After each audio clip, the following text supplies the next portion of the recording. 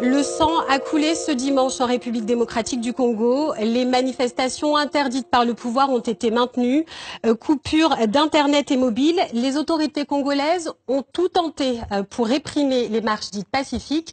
Florence Lozac et Clémence Dehonte. Dans la répression devenue systématique des manifestations anti-Kabila, un nouveau pas vient d'être franchi. Les forces de sécurité ont fait irruption dans les églises en pleine messe avec des gaz lacrymogènes, alors que les catholiques avaient appelé à des marches pacifiques contre le maintien au pouvoir de Joseph Kabila. Plusieurs personnes sont tombées sous les balles de la police, qui aurait également interpellé une douzaine d'enfants de chœur dans une paroisse du centre-ville. Le pouvoir en place, c'est un pouvoir dictatorial. On s'est dit, on est dans un état démocratique, mais ce que nous vivons, ce n'est pas la démocratie. Nous sommes dans l'église, en pleine prière, et au moment où les prêtres soulevaient l'Eucharistie, ils ont jeté des lacrymogènes. Tout ça, ça ne s'est fait nulle part. La date n'avait pas été choisie au hasard pour ces marches de protestation. Il y a un an, un accord signé sous l'égide des évêques prévoyait des élections fin 2017. Mais un an plus tard, le président Joseph Kabila, dont le mandat a expiré depuis décembre 2016, est toujours au pouvoir.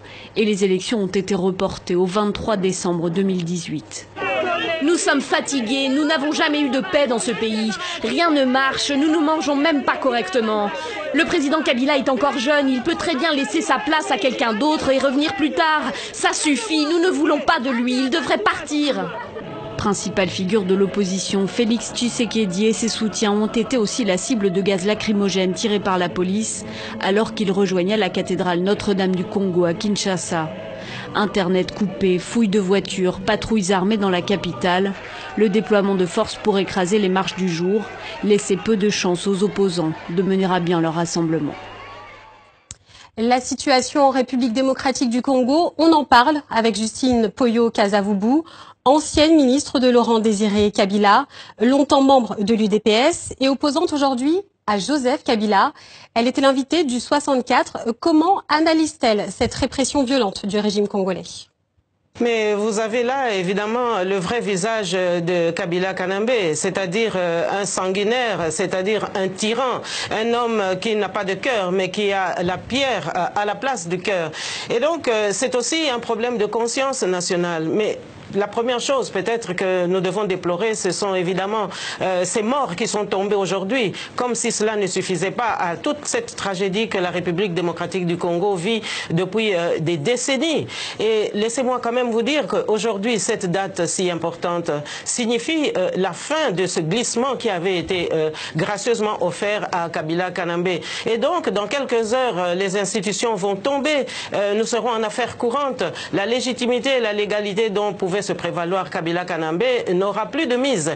Et donc aujourd'hui, il faut un interlocuteur pour justement relayer les souffrances du peuple congolais et se positionner devant la communauté internationale qui aujourd'hui doit aussi faire preuve de courage pour assumer sa part de responsabilité. Puisque je vous le dis, Kabila Kanambe n'a jamais été élu par le peuple, il a chaque fois fraudé aux élections, mais c'est la communauté internationale qui l'a soutenu. Et donc nous avons ici aujourd'hui la réplique de l'hypocrisie qui a régné pendant toutes ces années. Comment vous expliquez cette fronde des catholiques contre le pouvoir du président Kabila ? Mais c'est d'abord parce que Kabila s'est joué de l'Église catholique, utiliser les évêques pour aller dans des accords et ensuite leur démontrer qu'ils ne valent rien. Donc c'est quand même aussi un manque de respect par rapport à l'institution de l'Église catholique et je dirais même de toute la chrétienté. Et donc là, nous avons le vrai visage de Kabila, mais qui, laissez-moi vous le dire, dans ce pays sous occupation, où l'armée nationale est totalement relayée aux oubliettes, puisque ce sont des mercenaires qui sont engagés et qui tuent la population. Où avez-vous déjà vu un pays où un homme se dit président de la République et qui engage des mercenaires pour massacrer la population? Et donc aujourd'hui, nous avons la réplique de ce qui a toujours prévalu en RDC, à savoir un gouvernement dirigé par Kabila qui n'est que le mentor de Kagame et de Museveni qui ont orchestré toute cette occupation dont nous sommes victimes depuis tant d'années et qui massacre toutes nos populations. Réponse très rapide, s'il vous plaît, à cette dernière question. Est-ce que vous pensez que Joseph Kabila va tenter de se maintenir au-delà de janvier 2019 ?